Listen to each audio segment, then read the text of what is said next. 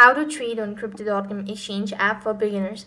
Hi everyone, I'm back with a new tutorial. In this video, I'll be showing you the ways to trade on crypto.com exchange. So it's a very simple process. First thing, you have to start by creating your account.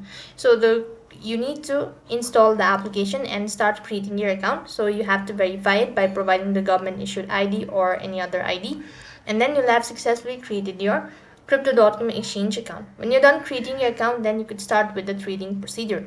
Trading on crypto.com usually means buying or selling of cryptos. So first thing, you go to your crypto.com app or log into your account, and also make sure that you have balance so that you could go ahead and sell cryptos or that you can buy cryptos.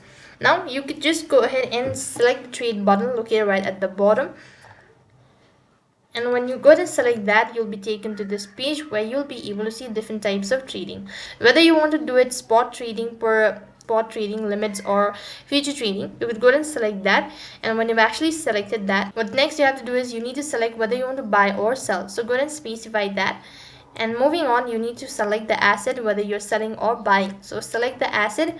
Next, you need to go ahead and select the network type or the currency type, USD, BTC, or any of these, and then confirm it. Turn for the order type, whether you want a limit order, market order, or stop loss order. You could go ahead and select that, and as you've done selecting that, you need to go ahead and initiate the trade. So you could go ahead and select the sell button. You could go ahead and enter the exact amount of crypto that you are sending or that you are selling or that you're buying. Confirm that, and you could just go ahead and initiate the trade. So that is how you could trade on crypto.com. That is all for this video. I hope the video was helpful.